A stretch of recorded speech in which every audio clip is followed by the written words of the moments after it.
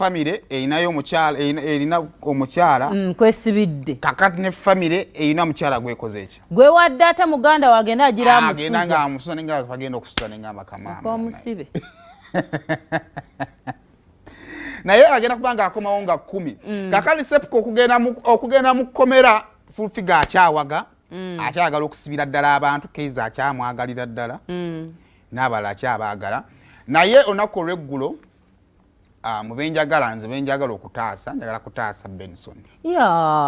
I think oba nagezaako okulaba simanya biki ebyo si oyo gaye yakola bikomedi gwe tayogerako luli njagala kutaasa Benson era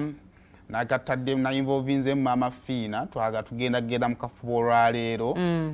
ne Mama Fiina ne full figure oyo atulabe nga Benson ye lwansonga Benson kyakola is humor however kinyiza full figure ne full figure dembe lye saagala tukyerabire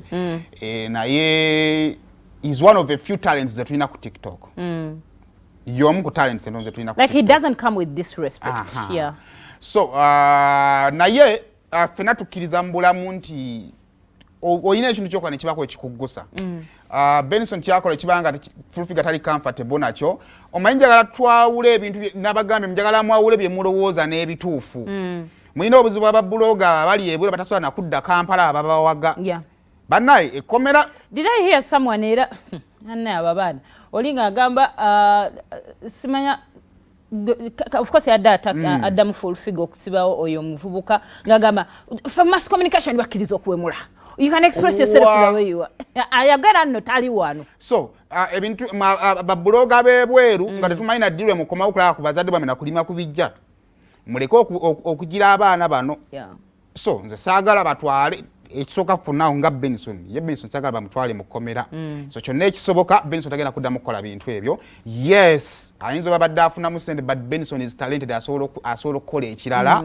kino kina kasa kinawe kimutuusiza ate kigenda namuvaako ng'ensi yonna etegedde kitegeeza ensi ejja kulaba ekipya kyagenda okukola so for Benson kyetugenda okukola nkyogeddwa n'okumpewo lwa nsonga nti tuli mu kwogera Mama Fiina full figure akkiriza nnyo Mama Fiina akkiriza nnyo Pastor Kakande Sina yajja mujja oyo so tugenda gezaako okwogera ekya Benson kigwere wano n'abalala bannange kino nkibagambira wano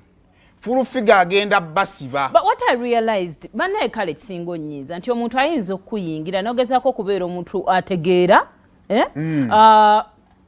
bana simanyize namanyi gye bagajja tebalina maanyi omuntu atakulaze nti anyize ate n'omuddamu n'omuvuma oba oyagala omuntu akole nabadde nva mutwade mu kooti full figure alina akaama keyaŋŋambe kesigenda baba kawadde kange kino ngenda kibagamba yeno mu Uganda mwe mubadde ne mubaako omuntu gwe mugamba nti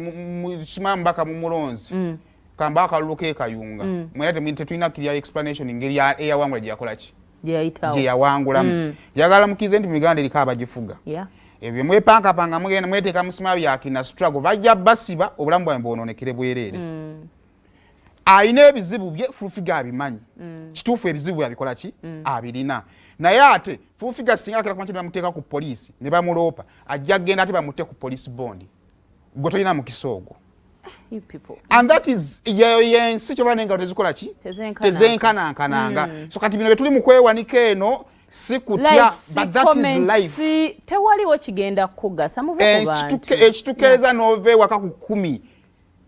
lwansonga oyagala kukyusa ku bulamu bwona ofukeko obwenjalo naye oba tonnakyuka kkiriza nti sinnakola ki kikyamazima nze nange nakakikkiriza nti okusiba kyagala basiba amazima full figure ayagala basiba obeera naye amasimu agamukubira however much wetunagamba naye avuma Atayina Authority buli omu alina level wayimirira yes bannaye tukikkiriza ekyo soke tutaasa abaana baffe bano abato naddala aba TikTok beeyiya bweyiya omuntu bamusiba process y'okuva mu kkomera involving okuteekamu ssente na biki full figure olunaku lwe lunaatuuka olw'okusasula she will pay n'essaawa zino buli asobola okuteesa n'omukazi muteesa ekyo kiveewo ago ge mazima naddala kuba TikToker ab'amawulire mukole bye mulina okukola mu butuufu bwabyo because mwe mukimanya amateeka agafuga omulimu bwe mubaddala mwasoma kola byolina okukola mu mateeka gaabyo bana balala they're just jumping on something they have no idea about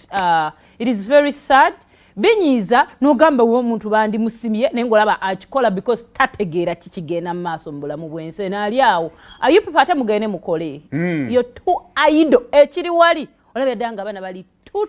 idle bw'otunula muntu yenayina ng'oli mu responsible society gye tubeeramu waliwo ebintu ebitanyuma